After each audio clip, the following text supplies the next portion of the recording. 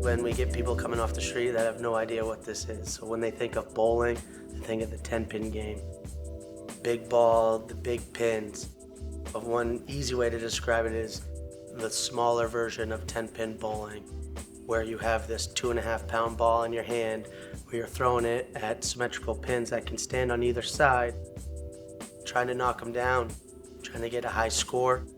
The best part is when you have these bowlers that have never seen it before want to come in and say how they're going to beat their buddy and how they're going to throw 150 string, and then they put that ball in their hand and they roll it down the gutter, and they soon realize that this is not like 10-pin bowling. This is much, much more difficult.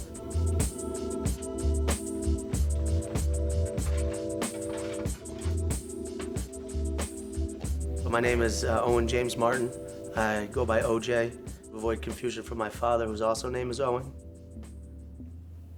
We're here in Sanford, Maine, at Bowlerama. Been operated by my father, Owen, for over the past 30 years. My name is Owen Martin. I am 69 years old, and I've pretty much been around the bowling business for about 60 years. My dad basically brought bowling to what we call street level here in Sanford back in 1959.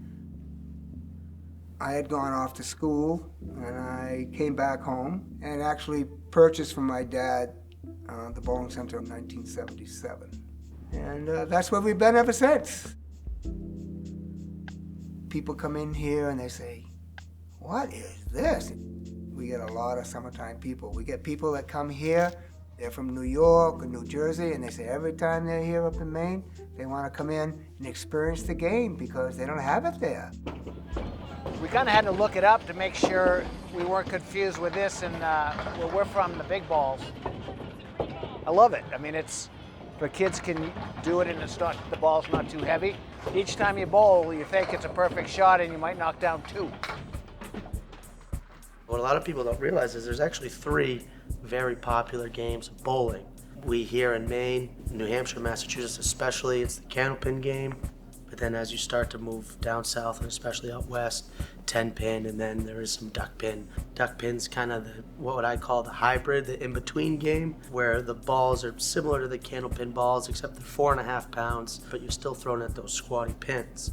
The 10-pin game, after each ball, the sweep comes down, it removes the down pins. It might still be on the lane. In this Candlepin game, it's used to your advantage. There's a little bit of geometry that goes into Candlepin bowling, as well as the math aspect, where depending upon where the deadwood lays up, could help you pick up your next shot. Who knows the number of spare breaks? Once you throw that first ball down, and the split you get, and the pins that fall down on the deck, and you can use that deadwood to make these great shots. No matter what pins are there, it might look ugly, it might look like it's the hardest shot ever, but you'd be surprised some of the shots that you can pick up using this 4.5 inch in diameter ball. When somebody says, "Oh, what's the difference between Candlepin and 10-pin?" Other than the obvious big ball, small ball, fat pins, skinny pins. Well, in Candlepin bowling, you got a 2.5-pound ball and a 2.5-pound pin. 10 pins, you got a 1-to-10 ratio to knock all those pins down with that ball. Where in 10-pin, you got up to a 16-pound ball with 3.5-pound pins. So that's 16s versus 35 pounds. So you got, a 3-to-1 ratio, essentially. That doesn't even make sense, 3-to-1. 5-to-1, 8-to-1. It's a lot harder with the Candlepin ball.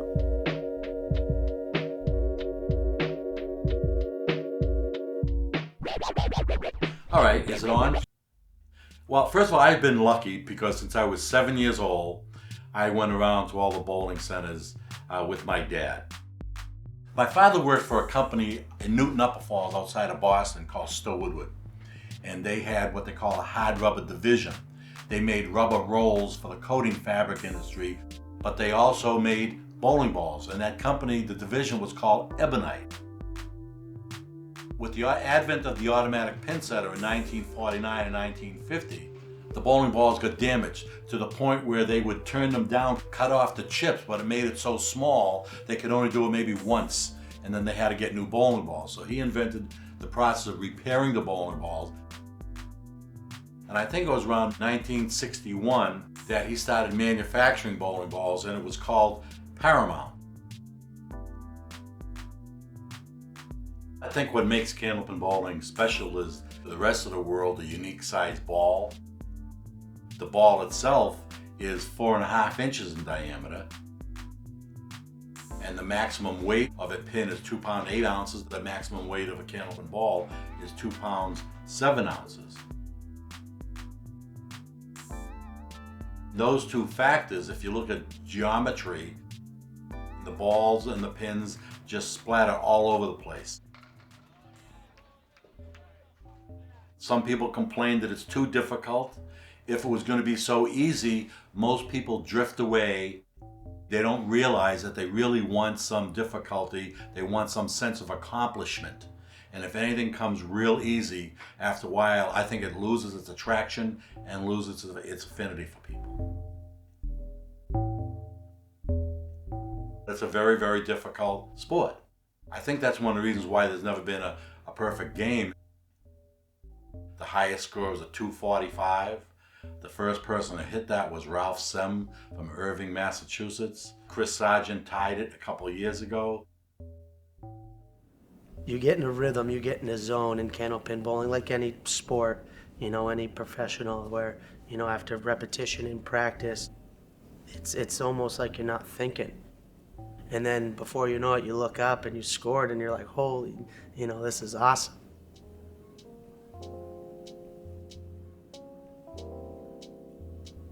My first title was winning the eliminations in 1997. I've won IBCA 2005, 2006, and I've had 5 other open elimination winnings. I've won a lot of the open, like the singles and doubles and teams and all that. I've got a lot of titles. Most bowlers will tell you the 10-pin is easy, which it is because you got a bigger ball, it takes more pins. But candlepin is more challenging because the ball is smaller. The deadwood stays in play, and it can ruin it, or it'll help you. To me, candlepin's more challenging. I really love it.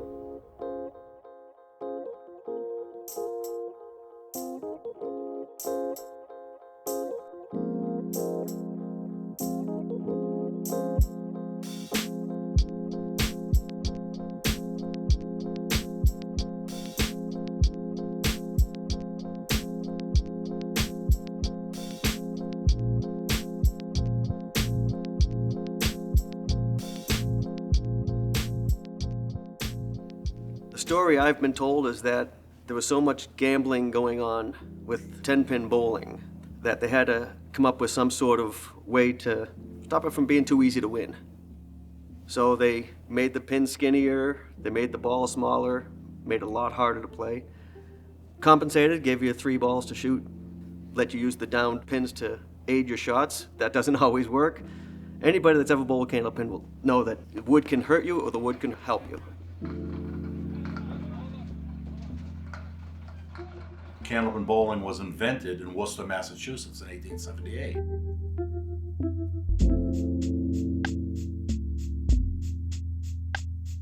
Bowlmore out of Littleton, Massachusetts made the best pin setter, and because they were geographically local, of course the obvious thing would be to build the bowling centers locally, and that's where it came from, why it's local. Paramount Industries is the leading candlepin provider for balls, bags, accessories, equipment, things like that, where they have a map. You could put a pin and you could travel within 10 minutes any direction in Massachusetts and you would find candlepin bowling. It was huge, it was booming. That was back in the 60s and 70s and the 80s. So it started out in Mass, it easily moved its way up to New Hampshire and Maine. It was so popular, it was everywhere.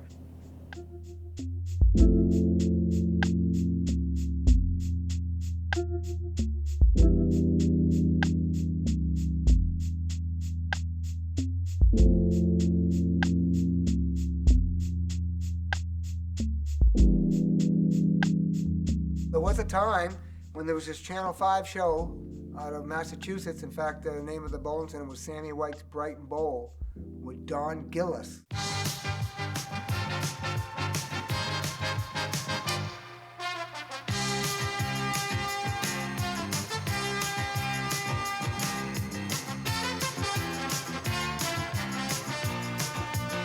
The best bowlers were on there because it was hard to qualify.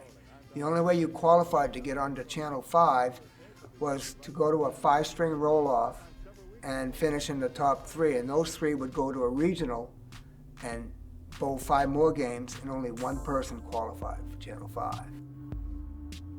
It was fun to bowl on TV.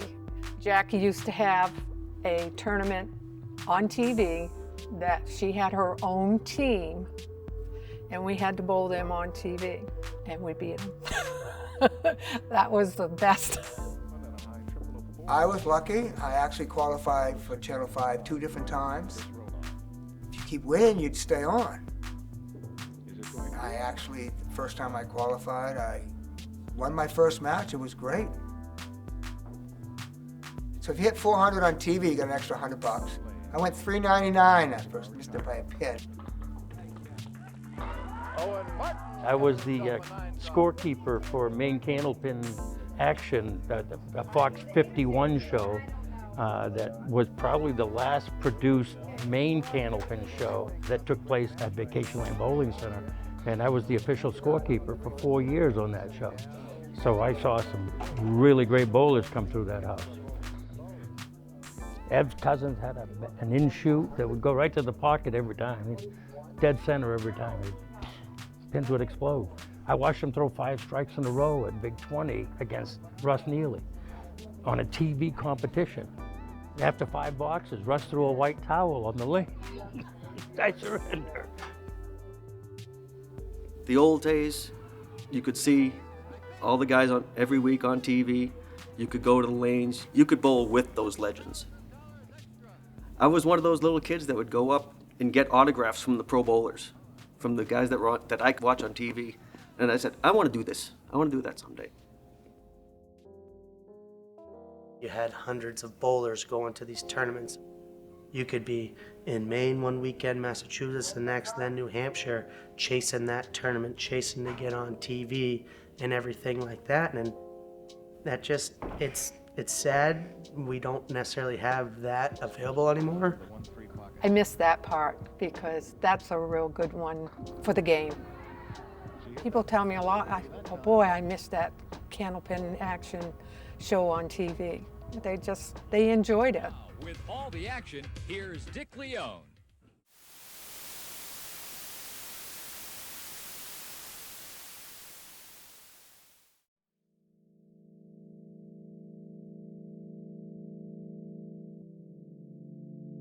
Started bowling in 1962 when I was just 10 years old, and I had the good fortune of growing up across the street from what was the Rollaway Lanes Bowling Center in Biddeford. The Hewitt family kind of grew older and they couldn't manage it anymore, and nobody wanted to buy it as a bowling center, so it became a funeral parlor. So then I bowled at Vacation Land Bowling Center in Saco from the mid-'80s until they just closed recently. That place is now a car dealership.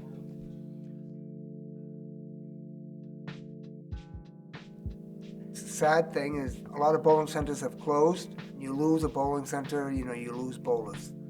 They're used to bowling there, and they really can't travel. And then probably another bowling center can't absorb all of them if there was another bowling center close to them. Every place has lost bowling centers. I was updating a map, and I was amazed at how many bowling centers that have closed over the years.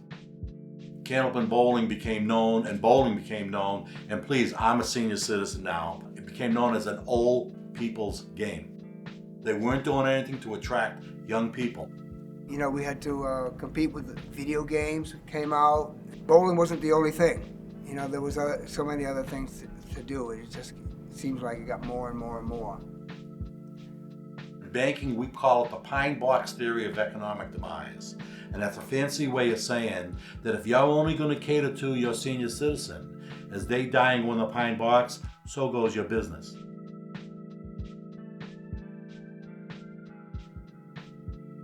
One of the things that happened in Candlepin and Duckpin was there is no resale of products after the bowling center is put in. Give you an example. Garland Manufacturing in Saco, Maine developed the all-synthetic Candlepin in 1960 or 61, I believe. And that pin lasts on average 15 to 18 years. The pin costs about $30 per pin. Let's say it's $2 a year. 10 pin is just now starting to accept an all-synthetic pin.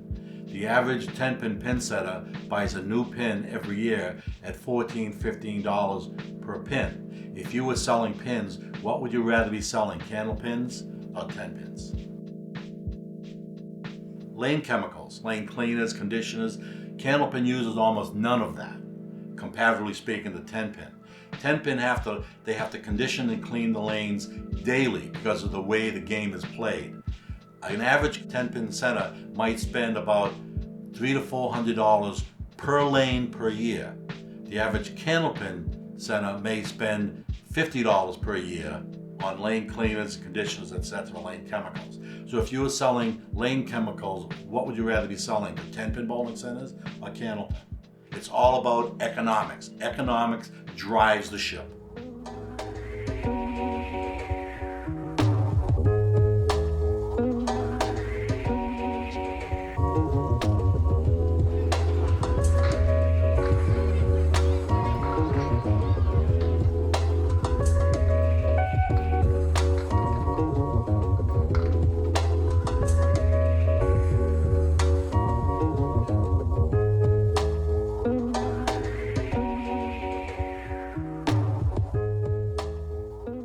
You know, I look at the trade magazines a lot to see what's happening in the industry. They talk about taking these distressed mall space that's opened up and they go in there and they put in family entertainment centers. Everything's modern. Flashing lights, flashy ball racks. When the people come in, you gotta, maybe have some food and drink for them so that they stay there for a while. So what we try to do here is keep that kind of old school feel with a modern experience. You come in, the first thing you see is our retro benches. When you think of a bowling alley, that's what it was called back in the day. Now we like to refer to them as bowling centers. But when you walked in, you get that straight bench feel, which might not be the most comfortable thing, but that's what you look forward to. And then you look out and now we have the flat screen TVs for the computerized scoring where it's not the paper and pencil anymore. It's updated in that aspect. Way back, it used to just be bowling. That's what you did. You went in, it was only bowling, there was nothing else. Now we go in, you can get something to eat, you can have a drink, plus you can go play in the arcade. I think we have to understand the days of building a bowling center one-dimensional. That's 20 lanes or 24 lanes across that only does Candlepin bowling. The days are numbered for that. It's really become a social entertainment business. If you're not in the entertainment business today, you will be down the road or you will be out of business. And that's the shift that we have to make in bowling. We've got to a point, I think, in the state of Maine that no more bowling centers will close. We sure hope not. We do all we can to keep the doors open because it's a great lifelong sport. As we have here at Bowlerama here in Sanford, sometimes 4 generations of bowlers come in. When I first started, we had a woman here, she was I think she was 100. She was legally blind. And when she would throw the ball, she'd turn around to her teammates and say, "Did I hit anything?" And she did well, For a lot of the ladies here, it's their only social activity. And they need to have this. Younger take care of the older. We have a couple of 90-year-olds now. And they're damn good bowlers, I'll tell you.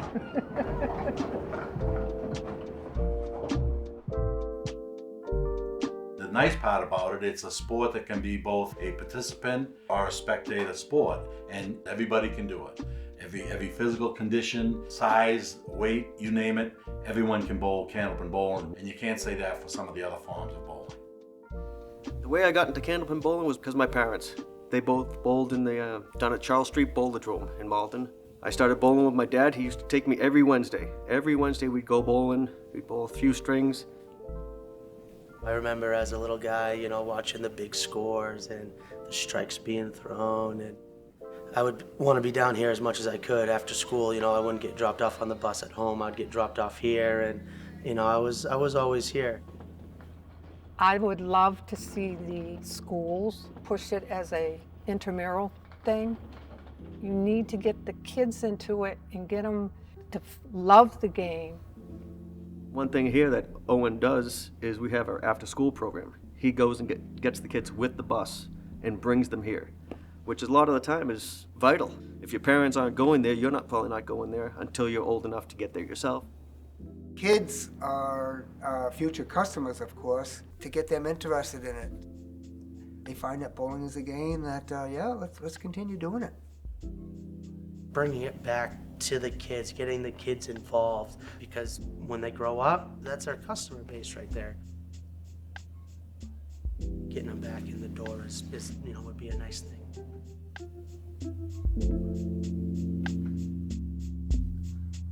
My bowlers that really, you know, turn the nut, your league bowlers, that has definitely changed. Back 15, 20 years ago, your league bowlers were big guns. You know, they were serious bowlers. And it was a different era at that time. That doesn't happen now because nowadays it's not that serious anymore.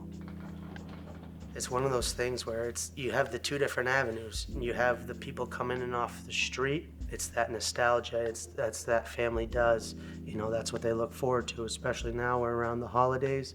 People are coming in with their families. They're looking for something to do. It's that family activity. So as bowling centers themselves, they can sustain with that, as well as the league bowlers. The whole competitive aspect, they're gonna keep coming in, keep sustaining what you're wanting to do. I see bowling sticking around for a long time. I know there's a lot of naysayers out there, and it's definitely been a fluctuation of, you know, once where it was, centers, you know, closing, unfortunately, but that's what happens. It's really a true testament to the ones that are still around, you know, that keep it going.